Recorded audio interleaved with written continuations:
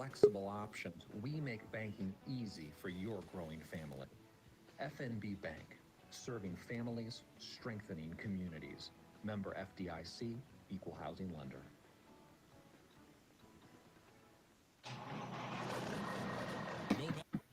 Trucking you do. Wilkins Truck and Trailer in Goodland is there for all your big rigs needs. They have hoppers, flatbeds, tankers, and utility trailers. Stay calm. To a key. The best parts departments around. Carrying quality name brands like Sherco tarps, Minimizer fenders, truck defender bumpers, and Lincoln Chrome exhaust systems and accessories. See their inventory on West Highway 24 in Goodland or on the web at wilkinstruck.com. This holiday season, Hoover Lumber Ace Hardware has the perfect gifts to make Christmas merry and bright. Need something special for that grill master? Check out their top line of grills and griddles from Blackstone, Traeger, and Weber. Guaranteed to make a holiday sizzle. Stocking stuffers, they've got you covered with tools, gadgets, and must-haves for every DIYer in your life. And tackle winter head-on with their powerful Eco snowblowers, perfect for clearing the way this season. Plus, spruce up your home for the holidays with a fresh coat of Benjamin Moore paint, or get ready for the new year with a stunning remodel. Enjoy the holidays this year with Hoover Lumber Ace Hardware, with locations in Goodland and Colby.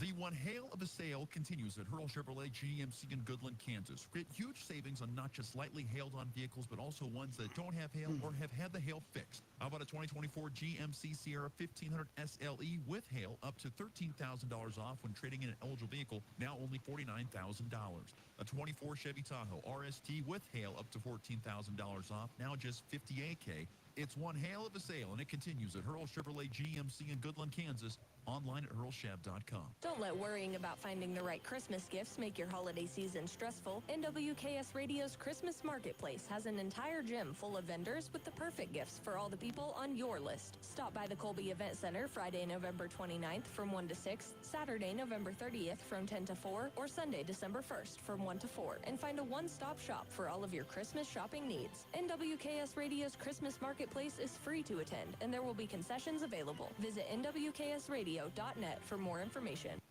You ready? Ready? 1, 2, 3, 4! It's the Morning Blitz with Ross Volkmer. The amount of money getting thrown around to quarterbacks who haven't done diddly squat is amazing to me. The region's only local sports talk. Listen to this guy. He knows what he's talking about. Broadcasting on Goodland's Rocket 102.5. Simulcasting on Goodland's 730 Gold KLOE. Guy is everywhere. Discussing it all from the preps. It's been a long, long time. But the Goodland Cowboys are going to play for a state title. To the pros. How about a walk-off grand slam? Touch of all time, Ryan McMahon. The Blitz is presented by Hurl Chevrolet GMC, Hoover Lumber Ace Hardware, and FNB Bank, as well as the Insurance Agency, Farmer State Bank in Oakley, the Cowboy Corner Express, and Equity Bank of Hoxie, Quinter, and Grinnell. Let's go to work. Tua under center, tight end in motion. There's the snap. It's the end around, coming to Washington 20. Got a block 15. Numbers 10, near sideline 5. Pylon dive, touchdown, Miami. Oh, what a statement. Against Vucevic on the island. Drive it up. And scores out the window. What a finish by Darius Garland. Tua keeps, fires, touchdown, Miami, Tyreek Hill. Powell a drifting three. Oh, he put it in! What a shot! It's a 5-point game heading into the fourth quarter. Hey, good Tuesday morning, everybody. We are back here on the Morning Blitz, broadcasting, of course, on Rocket 102.5, NWKSradio.net, and the Hurl Chevrolet GMC video stream on Facebook, X, and YouTube. So glad you could join us here on this foggy Tuesday morning here in Northwest Kansas. Max joining us from his basement. Man, I love the woodwork. Great. Don't you? It's the basement. It's the pool room down here. I thought I would show it off on the GMC video stream. I love that. I think it's great. Great chandelier above the pool table, and a beautiful, like I said, kind of a wooden feel. There's got to be like a humidor there, right? Yeah, there's some. I don't know, but the lighting's kind of going in and out, so you'll have to bear with me on that. There's a light right above me, but the camera kind of registers it sometimes. So, but it's an awesome room. The people that we bought the house from just kind of left the pool table in here, so we kept it, and it's a sick room. It really It's is. a sweet looking place. Once again, broadcasting remotely is Max. He will not be with us the rest of the week as he is heading to go have a good time in California. Is your golf game in shape for the upcoming days in California? I tell you what, well, we have one tee time on Thursday morning for the wedding. But me and Grandpa Dave, who is a reoccurring guest on this show, at least in the comment section, we scrambled a 78 yesterday. So we were playing some pretty good golf. He sank a putt. We were playing two of his buddies. He sank a putt to give us the tie. So shout out to Pops. He really came through at the end of that 18 holes. How good of a golfer is Grandpa Dave? I was obviously pretty good. You know, he hits the ball straight. He doesn't get it as far as he used to. And I'm kind of telling him, like, you know, there's not really need to hit irons when your hybrids are going 120. You just kind of hit the hybrids until you're on the green. So that's kind of an adjustment for him. But you know what? He's a good golfer. He putts well, he chips well, and he hits the ball straight, which is all you can ask for. Oh, that's great. Good story. I tell you what, Yes. I always enjoyed playing golf with my grandfather too, so that's always a Yes. good time. Anyway, today on the Morning Blitz, we have a lot of things to get to today, including we're visiting with Weskin head football coach, if the Lord be willing. Brett Clow will join us. We'll talk to him about the Coyotes' first-round win and the weather that they played in that crazy Friday night weather we experienced. We'll visit with him and what to expect when the postseason. It's been a great year for Weskin high school athletics, in particular Weskin football, not only with the success of the season, but the first year with lights on the football field there at Weskin, which is a really cool story. So we'll get Brett Clow's thoughts on that coming up here at the bottom of the hour, about 20 minutes from now. He will be joining us. We will also today be looking at the Champions Classic a little bit later on. KU taking on Michigan State tonight. You're going to be able to catch that game? Yeah, you should. You'll be at home watching that, I'm guessing. Yeah, I'll be good. And then following that, Duke versus Kentucky. So 4 Blue Bloods facing off against each other in the Champions Classic tonight.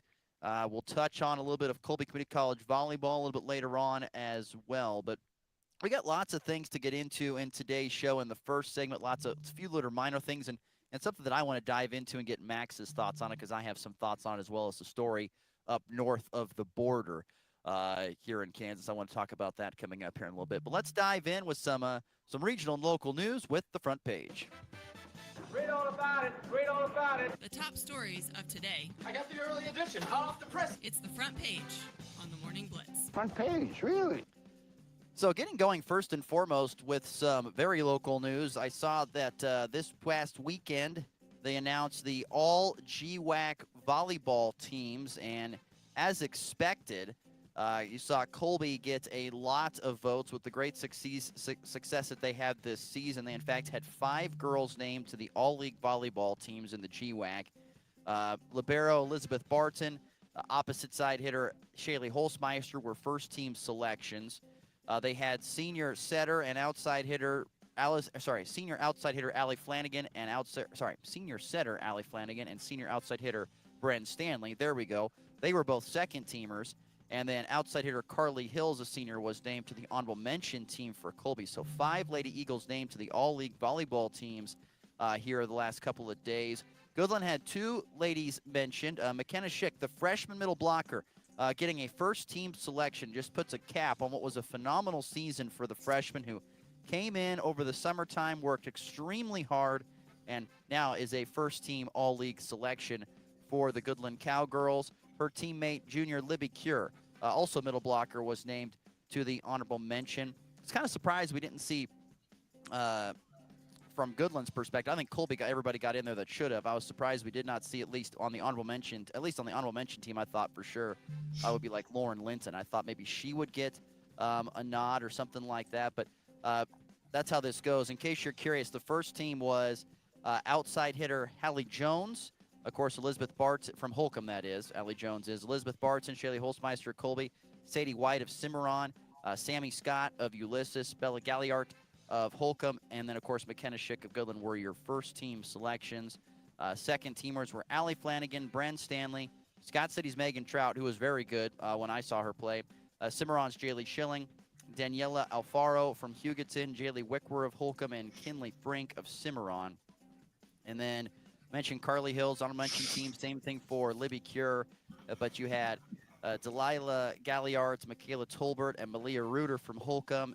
Ella Beasley of Hugoton, Kendall Gentry, and Avery Lewis of Scott City. And then Casey Riley and Piper Schultz of Ulysses were the honorable mention. Holcomb, by the way, had the most selections of any team. Six selections. Two first teamers, one second teamer, and 3 honorable mention players. Hallie Jones, by the way, was the unanimous player of the year, which is something they've started doing new here over the last couple of years, is giving out the player of the year. So the way it works, Max, in the GWAC, just to give you a heads up on how this all works. So it goes off of votes for especially like basketball and volleyball. So all the coaches get together and they vote. Whoever receives the most votes, and then they kind of go down, and so then like they make this, so what is it, the top 1, 2, 3, 4, 5. So the top 7 players who have the most votes are the first teamers, and then the next 7 are the second teamers, and everyone else left is the honorable mention at this point in time. So that's how it all works. But yeah, congratulations once again, at least to our regional athletes: Elizabeth Barton, Shaylee Holzmeister, Allie Flanagan, Brent Stanley, Carly Hills, and Colby. And then you have Libby Cure, as well as McKenna Schick from Goodland, getting honored for the all-league volleyball teams that are done. Moving on, we've got GWAC hoops from yesterday. I was going to see if they posted the final stats from this yet. I know the final score, I was able to track that down. But yes, last night, nope, those stats have not been posted. But last night, the Brad Shaw era got started for the Fort Hays Tech Northwest Tech men's basketball. They were supposed to play a couple of games last week, but the weather did not allow that to happen.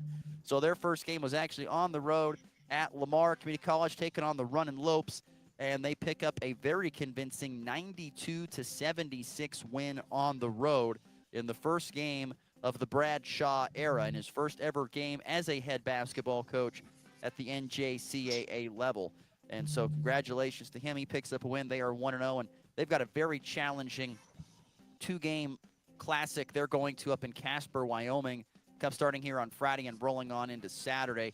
They'll take on Casper College as well as Northwest College out of Northwest Colorado, I think is where they're out of. But that's all happening there at the Casper College tournament. That'll be a good couple of tests before, believe it or not, Thursday, November the 21st, that begins the daunting Jayhawk Conference play.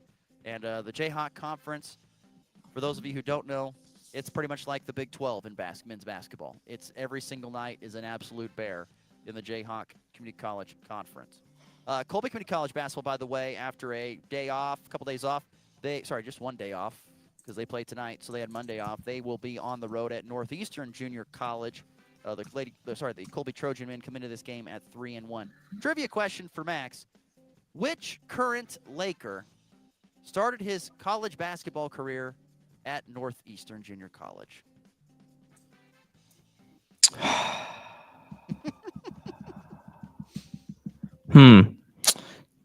Let me think. I mean, current Laker started at Northeast College. Okay. I mean, it's not Austin Reeves, is it?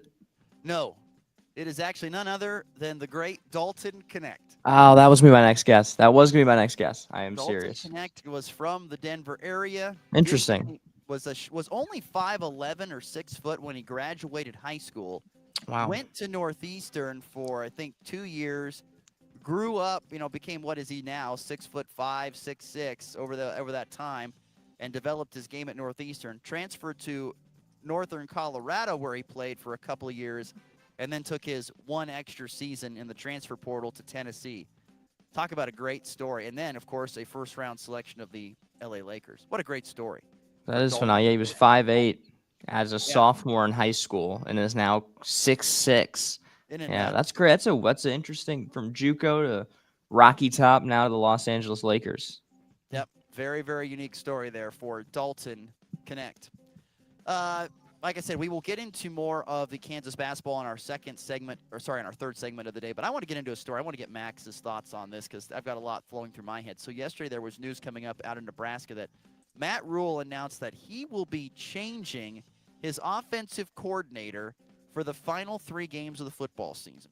Now, that's not a shocker. We see that from time to time where you have someone on staff, they're not working out as the OC, you get rid of them, you assign them a different spot, you bring in somebody else for a fresh perspective.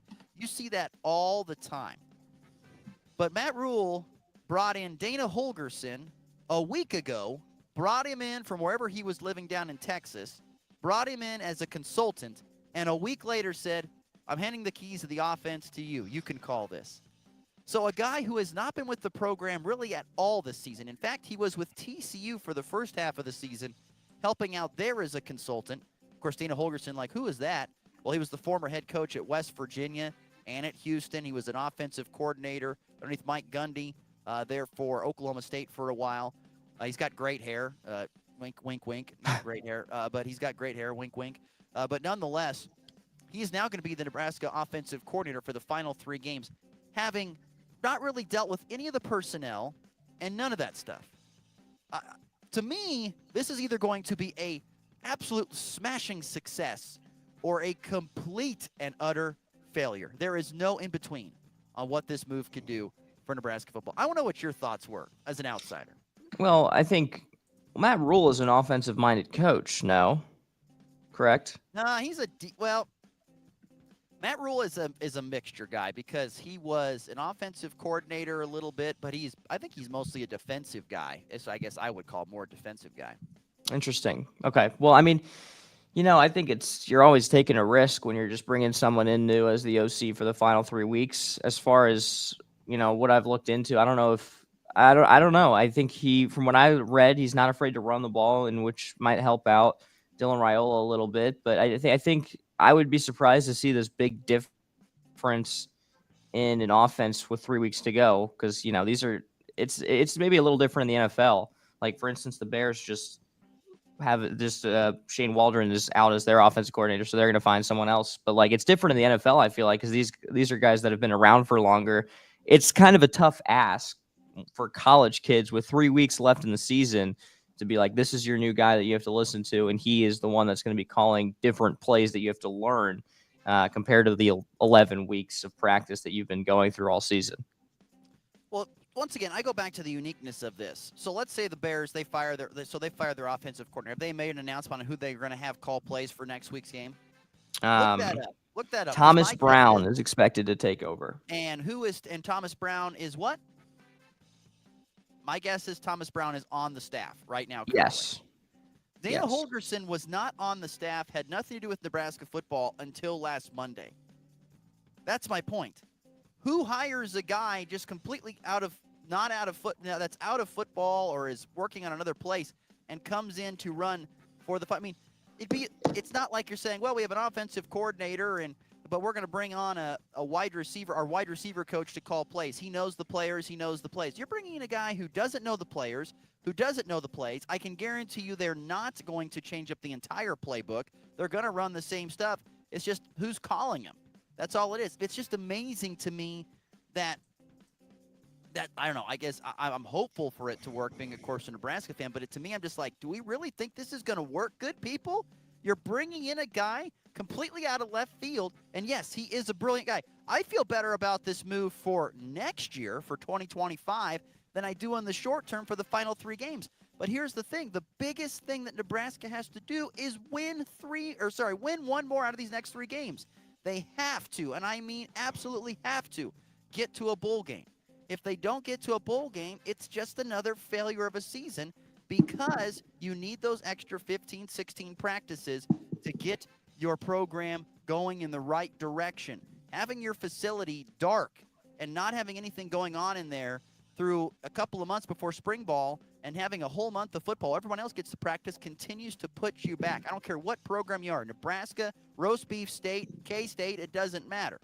You have to be going to a bowl game so you get those additional practices to cultivate your young talent. Nebraska hasn't done it for 7 years now, and it could be 8 if they don't win one of these final 3 games. And look, once again, I'm not against Dana Holgerson and the hire. I'm not against that at all. I just find it fascinating. I cannot ever remember in my time of covering sports where somebody they changed it. They made a change at the offensive coordinator or defense coordinator position, and they brought in someone completely off the streets who had not been with the program at all prior to do it. That, to me, is a first. Even as a head coach, it's always it's interim head coaches, or it's someone that comes in from. But I mean, it kind of reminds me of the only one I can think of would be Jeff Saturday for the Colts. Yeah, that's a good one. That actually is a good one. Because he kind of came out of nowhere, and I think he was even more bizarre because he has had no coaching experience. He just kind of played offensive line for the Colts. So that was the other one that kind of it was bizarre, and that obviously didn't work out. So, who knows? I think, like you said, they've got to win another football game, no matter what it takes, no matter who's calling the plays. They've got to win another football game. And Ross, you make a good point because I've never really thought about, they get these extra practices to make this a better program, but you're 100% right. And this would be a disaster that I know you're fully aware of if Nebraska doesn't find a way to make a bowl game this year, because I thought they were a very promising team for the first few weeks of the year, and they've kind of just taken a step back. They were 5-1. They've lost 3 in a row. Yeah. So, it's now one of those losses was to Ohio State, and that was actually the game they played their best in and almost won. But they've had horrific losses to UCLA, although UCLA's won 3 in a row now, and they had a bad loss to Indiana, who once again is number 4 or 5 in the country. 4. I think in the college football playoff rankings, they're number 5. I think they cracked the top 5. They're in the top 5. So Nebraska's 2 of their losses have come against teams that are in the top 5 in the nation, and the other loss has come to a UCLA team which has really found its footing late in the season. Once again, this whole story of just you're bringing someone off the streets who had nothing really to do with your program. Now, he did come in as a consultant like over the winter and help Matt Rule and Marcus Satterfield, the then offensive coordinator, with some thoughts.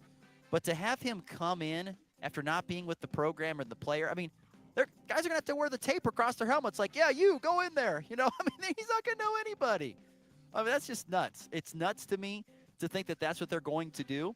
And that's what they're going to do. And they're going to do it this Friday against USC. I'm telling you, that game is going to be one of the most intriguing football games of the weekend. I know the record says no, it's a bad game. But I'm telling you, it's going to be a really intriguing football game with Nebraska going to USC. With the change of the offensive coordinator for Nebraska and with the change of quarterback, Jaden Mayava, the transfer from UNLV, going to be taking the spot of Miller Moss for USC.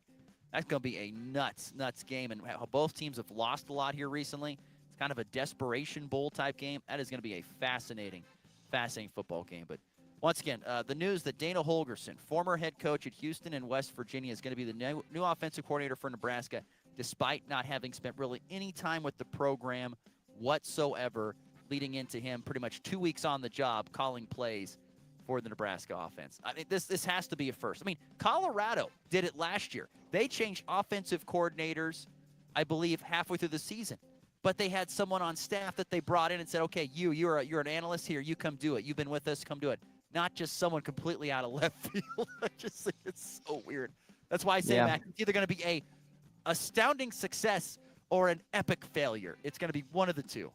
One of the two, I guarantee it. I think he's just got to win one game, and it's not a failure, right? Yeah, there was a quote by Matt Rule. He says, if he can score us 14 more points, this is not verbatim.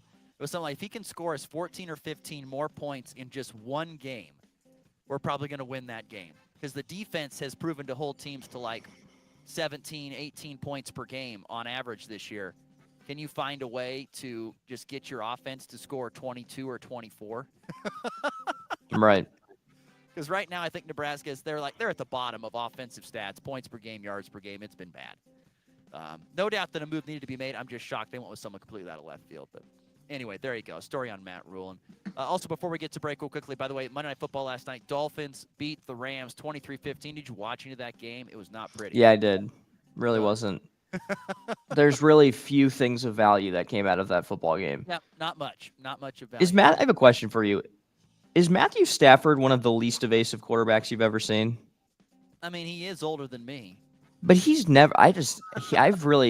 He does not move out of. He's not like slow. That's the thing that's weird to me. Like, he doesn't move slow. He just doesn't. He doesn't move around the pocket well at all. When you get to be that age, it's not. He's. I don't know. He's fantastic arm talent wise. He's unbelievable. Oh yeah. He's unbelievably arm talent wise. He can really throw the football great, but he is a statue back there. And, It's yeah.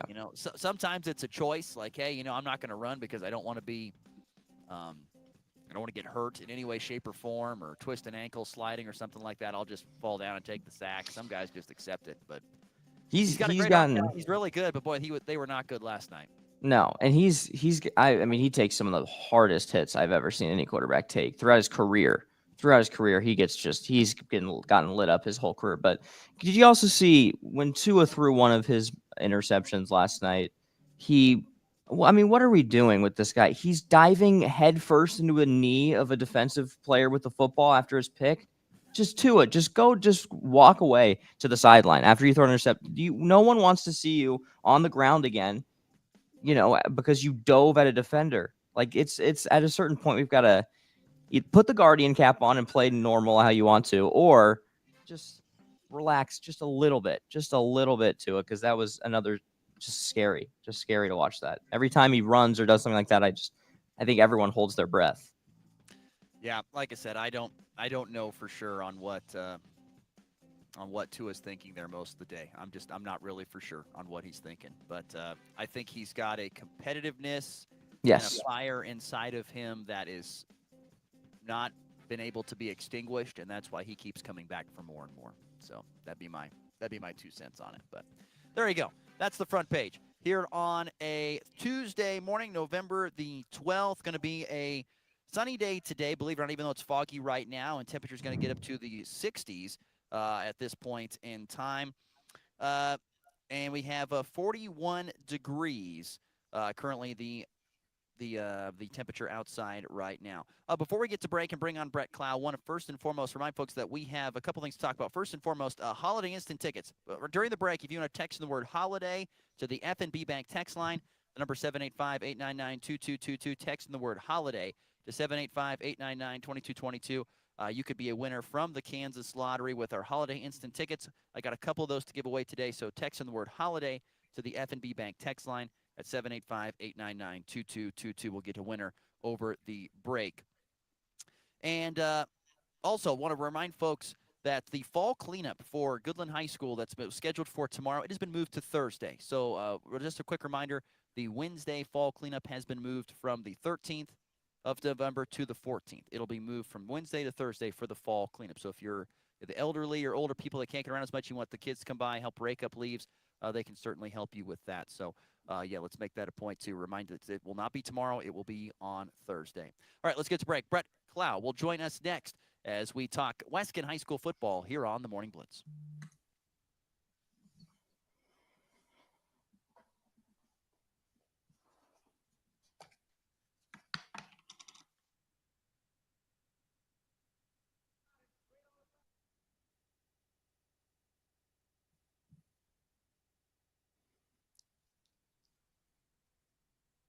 Leased lighting by calling 1-800-222-3121. Midwest Energy, a customer-owned cooperative making energy work for you. It's time for a check of the markets with the Anderson Trade Group on the Kansas Farm and Ranch Radio Network.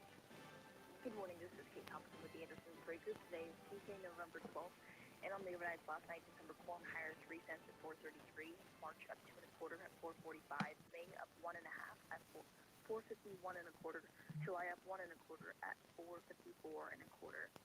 January soybeans down 2 cents on the overnight at 10.20 1/4, March down 2 3/4 at 10.32 1/2, May down 3 1/2 at 10.45 1/4, July soybeans down 4 cents on the overnight at 10.56 1/4.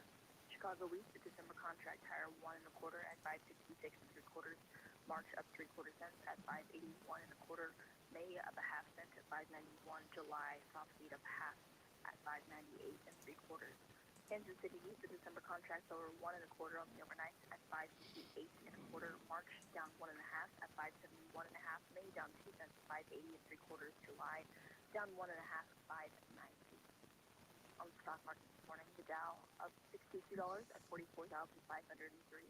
The S&P down just slightly at 6,029. Gold higher 20 cents an ounce at 2,617.90.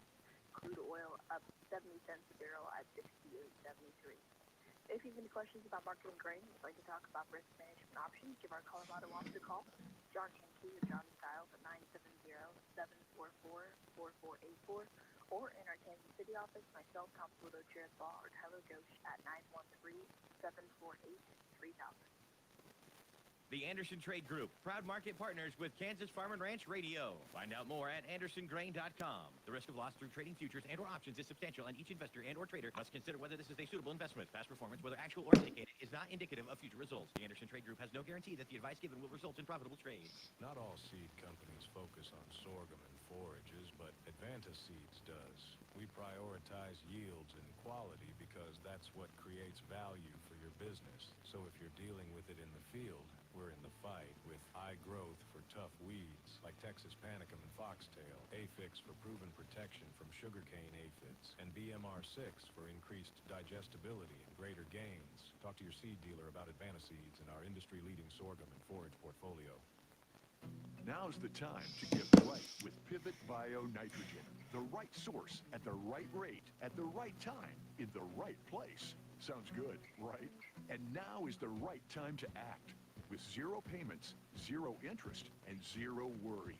Until December 1st, 2025, on the best source of nitrogen. Get right with Pivot Bio. For more information, visit pivotsprovenit.com. That's pivotsprovenit.com.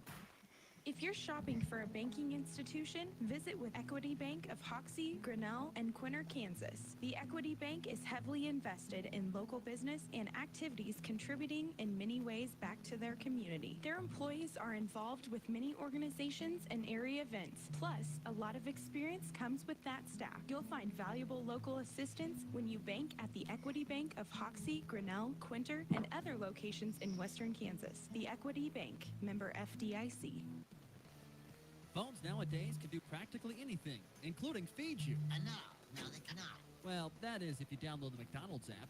Use the McDonald's app to get deals on the food you love, including McCafes, soft drinks, fries, and so much more. Plus, keep up to date on what's trending at McDonald's with the latest promotions, events, new products, and specials.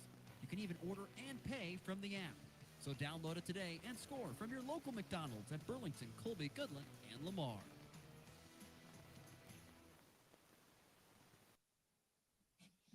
Way to start your day. I don't know how to put this, but I'm kind of a big deal. With Ross Volkmer in the Morning Blitz.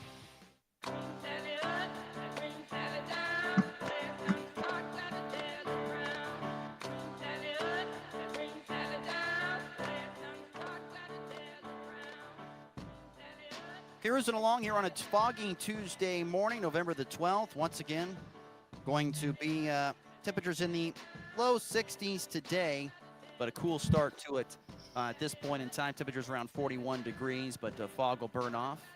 You got to do that old Farmer's Almanac deal. You mark your calendar. You got the fog. Means we'll probably have some sort of snow coming here in about 30 days. We'll see how it all turns out. Let's go to the Hoover Lumber Ace Hardware hotline. Hopefully everything will work with our good friend Brett Clow, who joins us now, head coach of the Weskin Cows. Good morning, Coach. How are we doing today?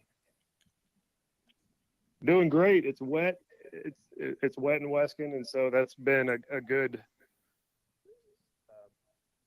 thing for our community. And I think, sorry, I'm getting a lot of feedback here, so I'm hearing myself. Oh, I'm sorry about that. Oh, that's okay. Hey, before we get started, I just wanted to tell you guys, man, you guys do such a great job with your show. I have been, it's 7 to 8 a.m. is tough for me to often get to listen to you guys on the radio. And so this wonderful thing called YouTube has allowed me to do that later in the morning. And so you guys just do a great job with local sports and pro sports, college. I just really enjoy listening to you guys. So kudos to you guys for a great show. Welcome to Max to your show too. Well, thank you. Appreciate the kind words. Really do appreciate that time. I tell you, I got to start off with a question, though, about last Friday. What was that like? What was the weather like there in Weskin? If it was like anywhere else, it means it was an adventure trying to get that done. What was that like? So I'm from Texas, and there's a few times a year that I usually question my living here in Kansas, and that was one of them.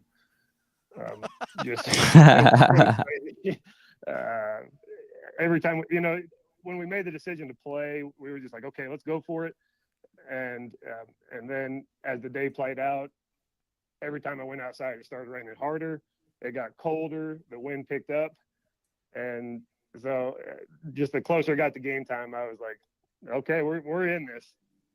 And anyways, sometimes the weather's so bad it just becomes fun, and it became fun that night. Whoever was in our crowd had a blast.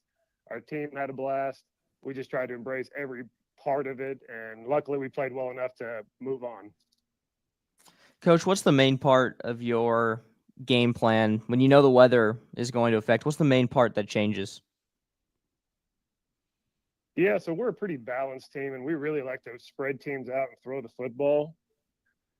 And so when you get into a game like that, it's not going to quite happen that way. So luckily, I think all week we had bad weather. We practiced in the snow on Wednesday. We ended up having a snow day on Thursday and couldn't practice. But all week we were kind of preparing to have those conditions, maybe not, you didn't think that bad, but it gave us a chance to kind of figure out how we could handle the football, how we were going to have to run our offense, and kind of make some plans that way. Once again, Brett Clouse, our guest here on the Morning Blitz, the Weskin head football coach, as they are off to a very impressive, 9-0 start to this season. They haven't lost a game. I tell you what, Coach, the defense, as we talked about earlier this year, I mean, it's been so good. I mean, 26 points to Golden Plains and 40 to Northern Valley, but past that, no one's even gotten to double digits outside of that. What has made this defense so good here throughout all this season? Well, when we talked at the beginning of the year, we hadn't even played yet, but I was excited about the depth of our team and like the different talents that we have on our team. We have some big guys, we've got good skill guys, we have speed, and so what that allows you to do is just match up against teams and put a good game plan together, depending on what they want to do. And so I think. I'm sorry, I'm still getting feedback, and I'm trying to figure that out, and I apologize for you, Coach. I apologize. No, that's okay. Sometimes I'm talking, I lose my train of thought here. But no, I think some of that is our competition and who we've played.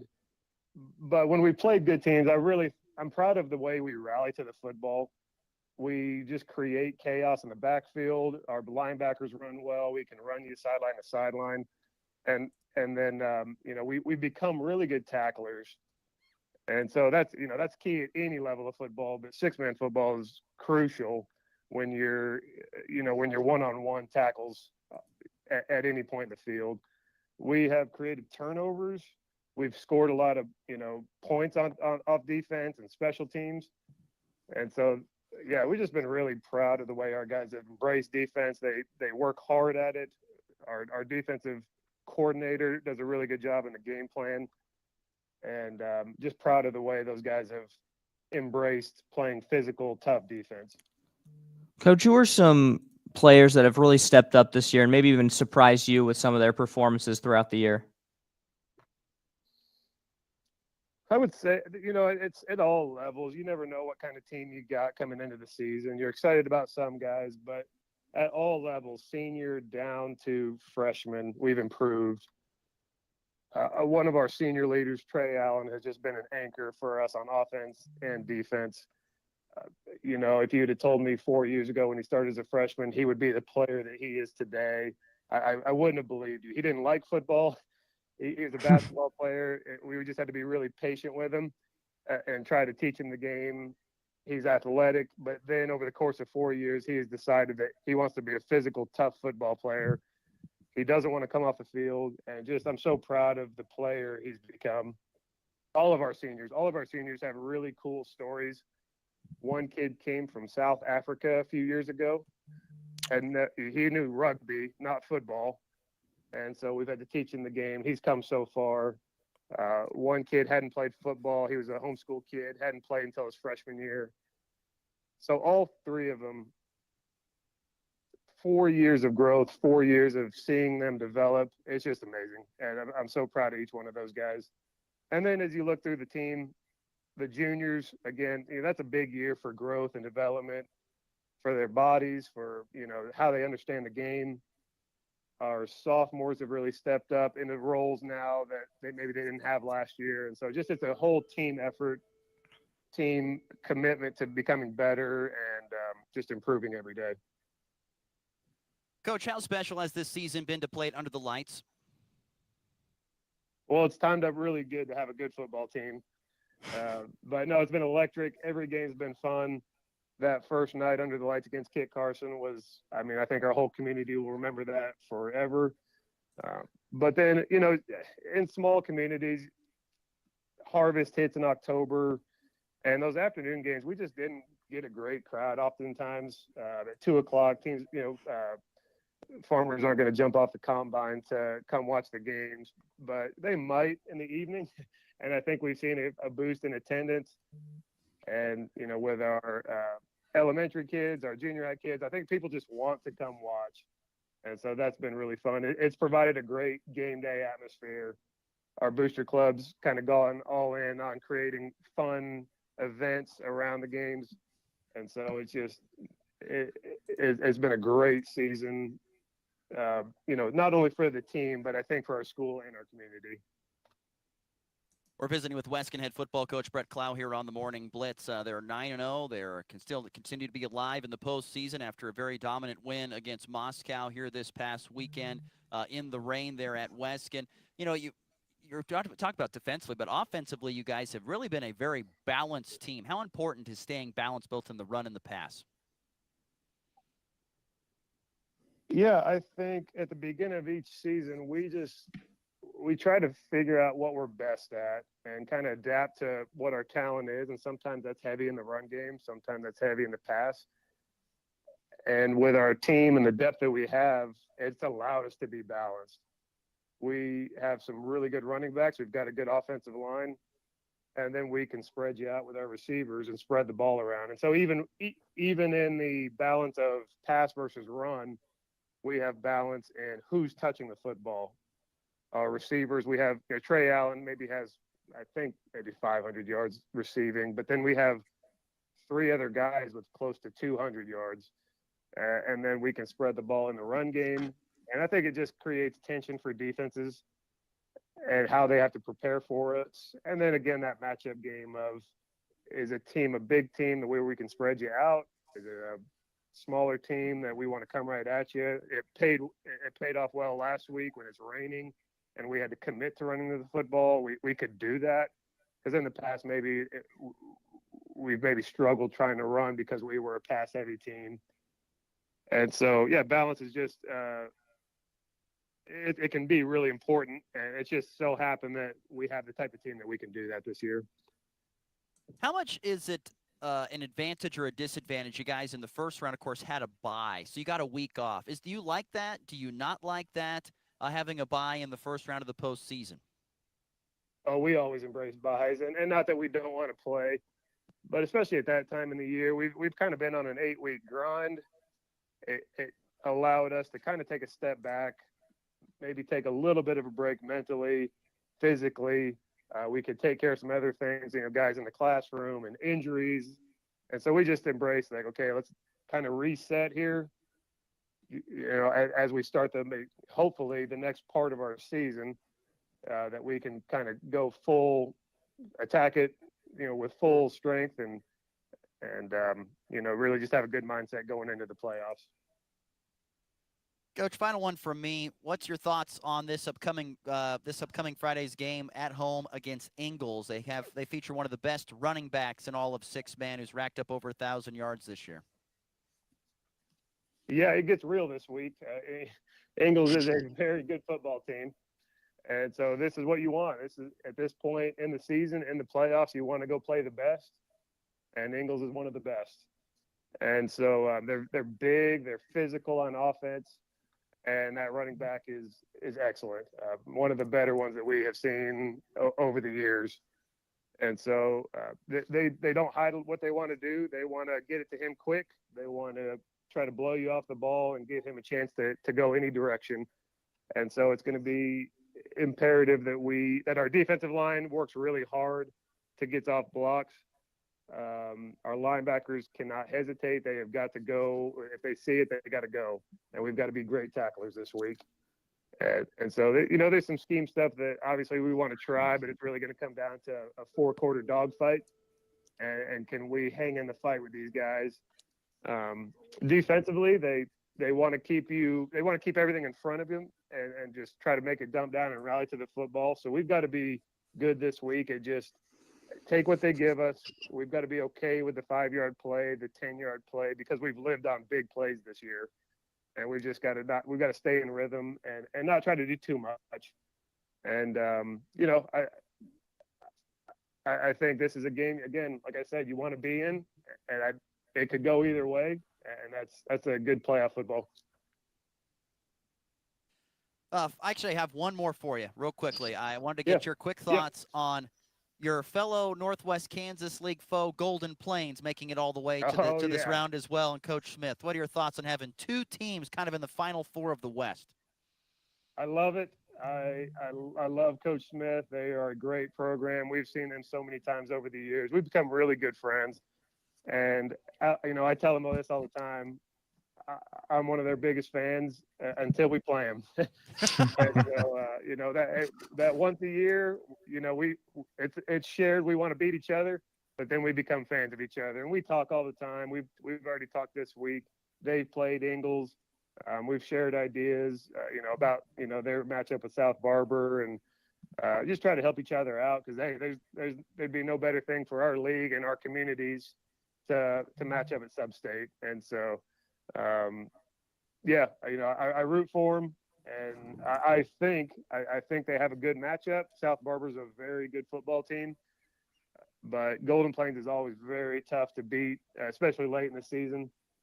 And they got a really good team. So I'm pulling for them, and be great for both of us to move on and see each other next week. The best thing will be, Coach, is that they don't have to go all the way to Kiowa South Barber. They don't have to. Hey, that does come into play here. Yeah, that's the best part. I cannot believe Kiowa is in the West, but that's a 5-hour and 15-minute drive from Weskin. I think it's over 4 hours to Rexford. So I think Golden Plains. I know Travis will play that up and have his guys ready to go at home.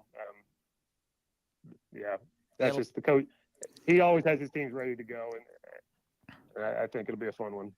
Coach, really do appreciate you coming on the show with us. Sorry for any feedback. We don't hear it on our end, but we apologize for that on your end. We'll just take the blame. But thank you so much.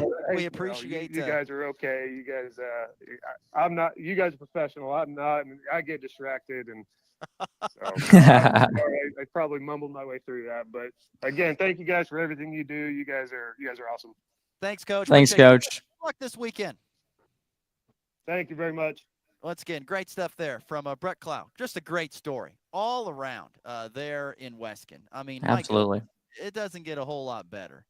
No. With the season of light, with the lights coming and having this unbeaten year and doing all that, it's super awesome. That's just the great small town story. Just the great small town story. Absolutely is. And that was awesome for him to say that about us. And that makes me happy. So I'm glad to hear that. Remember that old ESPN commercial where they're driving along and it's like an NBA commercial. They're driving along and it's, I don't know, forget. It's a couple broadcasters like, "Ooh, coming up on French Lick, Indiana, home of Larry Bird." And they're like, "And there was French Lick, Indiana, home of Larry Bird." In between. That is like going through Weskin to an extent. There is not much there. It is a very small town, but they have a great pride for their school and for their athletes. And I would love to. The same thing kind of goes for Golden Plains Rexford as well. I'd love to see those two teams meet in the Sub-State. That would be a great story for our region. All right, let's get to a break. When we come back, we are going to dive into the State Farm Champions Classic, give a few quick thoughts on that, as that's tonight. Kansas takes on Michigan State, Duke, Kentucky. That's next as we wrap things up on the Morning Blitz.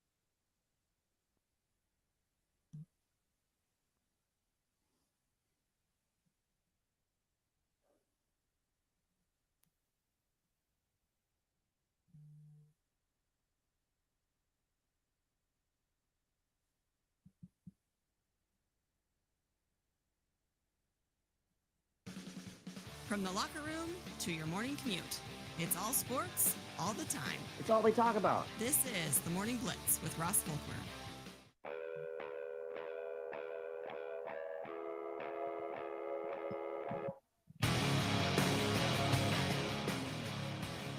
Thanks again to Coach Cloud for joining us. Thank you for the kind words from Coach as well. Glad to know that our Hurl Chevrolet GMC video stream on YouTube is something that he is able to get a part of, and able to catch the show that way. That's always good. Shout out to our winners on our lottery tickets from the last segment. Our winners today, of course, it changes up on me like that. Michael, of course, was one of them. And also a winner today was David. So thank you to Michael and David. They are our winners from the Kansas Lottery. And thank you to Michael for the kind words about the program as well. So anyway, Champions Classic going on tonight, Max. How excited are you for this? I'm Michigan pumped State, up. Kansas.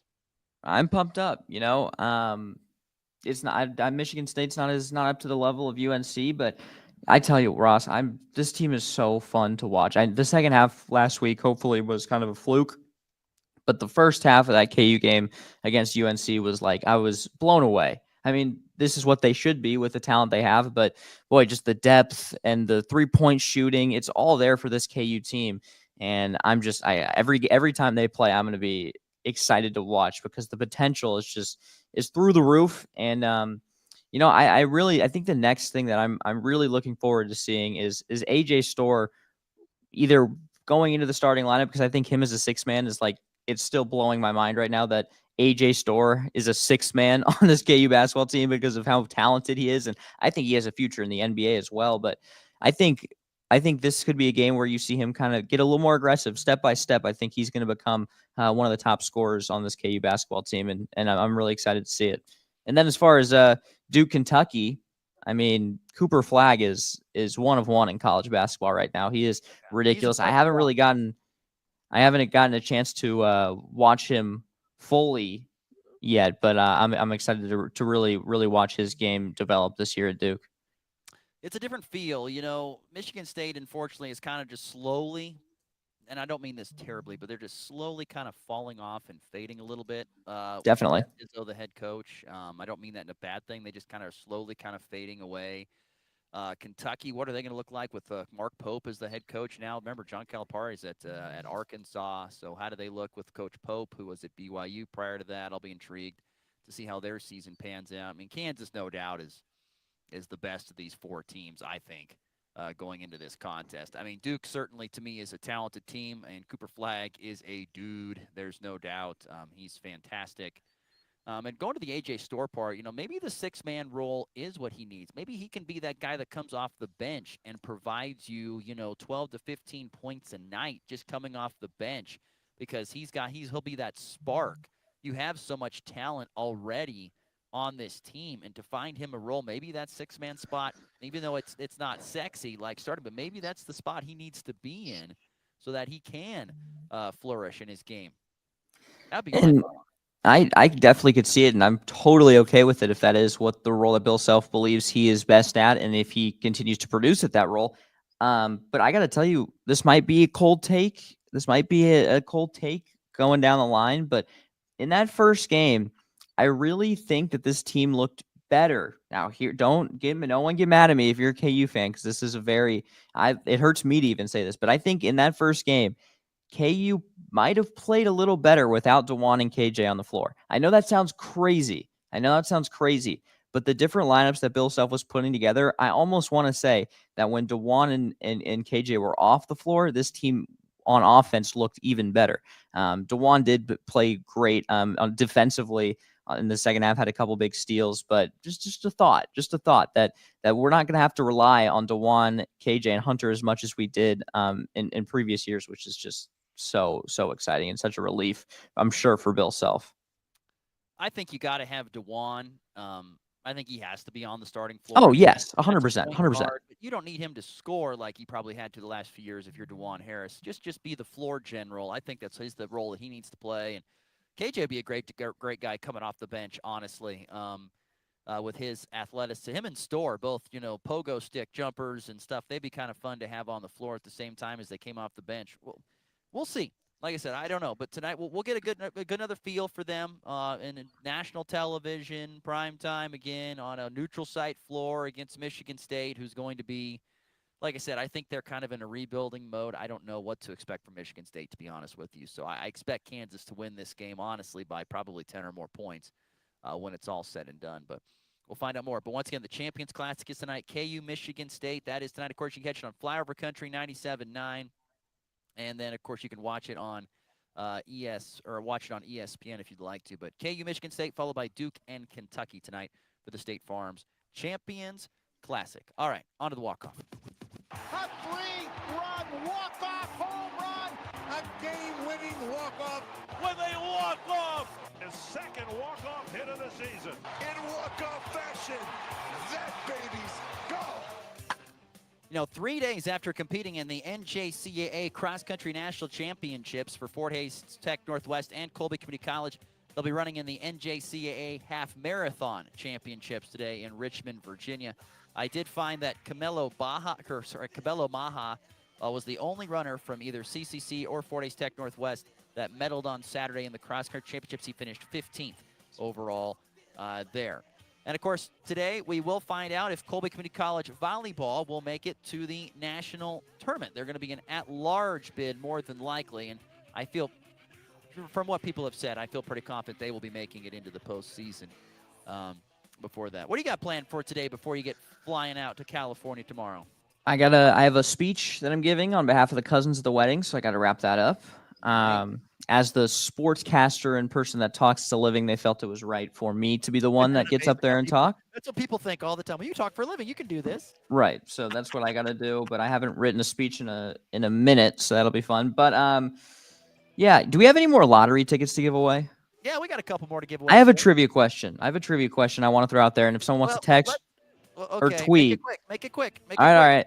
Name the 2 players that have started the season as a New York Jet and scored a touchdown in the Super Bowl. That's all. 2 players, New York Jets, scored a touchdown in the Super Bowl that started. Okay. Started the season as a Jet, ended the season scoring a touchdown in the Super Bowl. There you go. We'll see if we get an answer for that on the FB Bank text line. For Max, I'm Ross. I'll be back with you again tomorrow. Max is out for the rest of the week. We'll see you here on the Blitz.